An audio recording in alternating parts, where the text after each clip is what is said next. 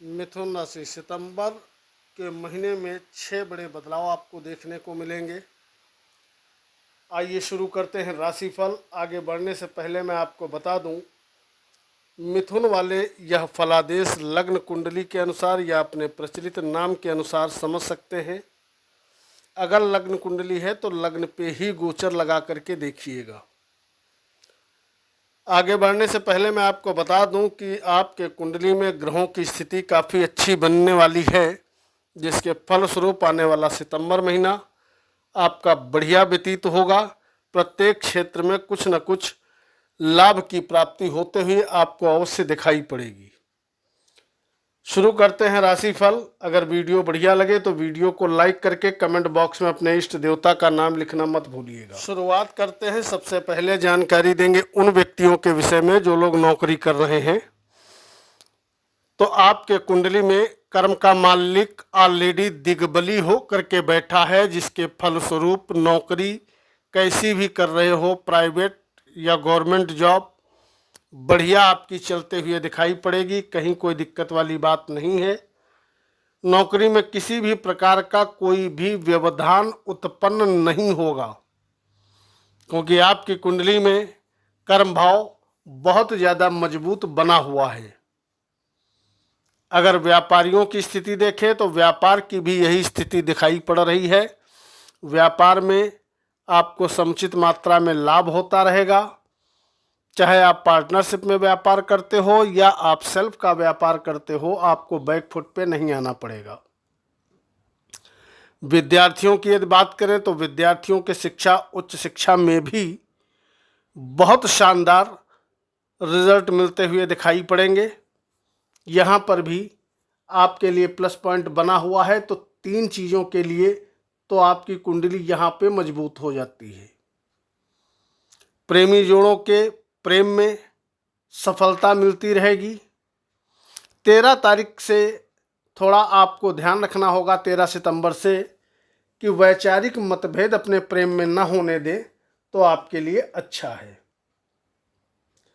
इसके अलावा जो जातक किसी भी प्रकार से मकान, वाहन, भूमि, भवन आदि की खरीदारी करना चाहते हैं तो आपकी कुंडली में 15 सितंबर से नया मकान, वाहन, भूमि, भवन आदि की प्राप्ति होना, विशेष लाभ होने के योग 15 तारीख से निश्चित तौर पे दिखाई पड़ेंगे।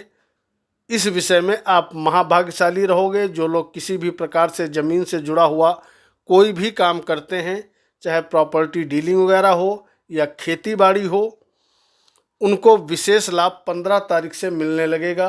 क्योंकि भद्र नाम का जब राजयोग बनेगा तो सुख सुविधाओं में वृद्धि होगी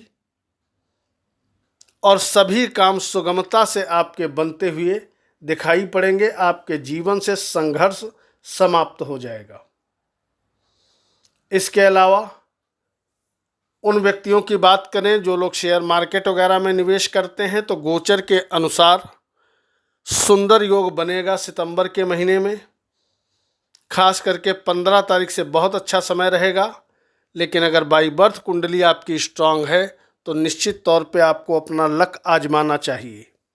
लेकिन अगर बाई बर्थ कुंडली कमज़ोर है तो सिर्फ गोचर के सहारे पे आपको शेयर मार्केट में निवेश नहीं करना चाहिए। इसके अलावा आपकी कुंडली में लगातार संतान प्राप्ति के योग चल रहे हैं। मैं बार बार हर वीडियो में मासिक राशिफल में इसलिए बताता हूं क्योंकि संतान प्राप्ति के बहुत ज़्यादा कमेंट आते हैं। तो अगर एक भी संतान नहीं है तो भी योग चल रहे हैं। अगर एक संतान पहले से है तो भी संतान प्राप्ति के योग चल रहे हैं। और अगर 2 संतान पहले से हैं तो तीसरी संतान के प्राप्ति के भी योग आपके कुंडली में चल रहे हैं। इसका निश्चित तौर पे आपको लाभ उठाना चाहिए। यदि आप प्रयास करोगे तो संतान की प्राप्ति होगी। अगर संतान से किसी भी प्रकार से वैचारिक मतभेद चल रहे हैं तो वह मतभेद भी दूर होने के योग नज़र आ रहे हैं। इसके अलावा अविवाहितों के विवाह हो जाने के योग, लव मैरिज, अरेंज मैरिज दोनों हो जाने के योग लगातार आपकी कुंडली में चल रहे हैं। इसका भी आप फायदा ले सकते हो। आपकी कुंडली में 13 तारीख के बाद मंगल का गोचर पंचम भाव में होगा। पंचम भाव बढ़ करके छठा भाव घटेगा, तो कहीं ना कहीं शत्रुओं से भी आपको छुटकारा मिलेगा। कोर्ट कचहरी, वाद विवाद, मुकदमों से भी आपको राहत मिलते हुए दिखाई पड़ेगी।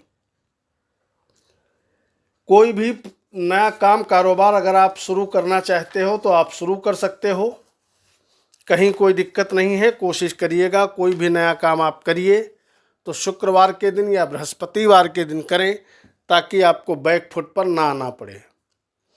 पूरा महीना स्वास्थ्य मिथुन वालों का अच्छा बना रहेगा, स्वास्थ्य में किसी भी प्रकार की कोई दिक्कत नहीं होगी। इसके अलावा अगर आपको लंबे समय से मान सम्मान नहीं मिल पा रहा था तो उसके लिए भी कुंडली सितंबर के महीने में मजबूत है। आपको अच्छा मान सम्मान मिलेगा और सभी काम सुगमता से बनते जाएंगे। बात करें अगर यात्राओं की, तो यात्राओं के भी योग ठीक ठाक बढ़िया बने हुए हैं।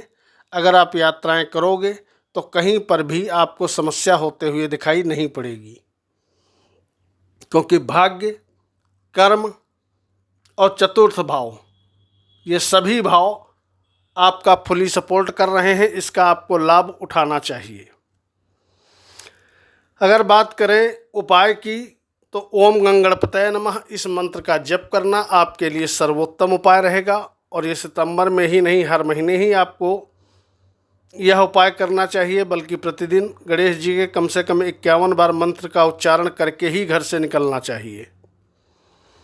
आमदनी की अगर स्थिति देखें तो आमदनी शुरुआत में ठीक ठाक दिखाई पड़ रही है, लेकिन 13 तारीख से जैसे ही मंगल की दृष्टि अपने ही घर पे जाएगी, आपकी इनकम बढ़ जाएगी। कोई भी छोटा बड़ा अगर आप काम करते हो तो निश्चित तौर पे आय आपकी कई गुना ज़्यादा बढ़ते हुए दिखाई पड़ेगी और पैसा ठीक ठाक मात्रा में बचा भी ले जाओगे।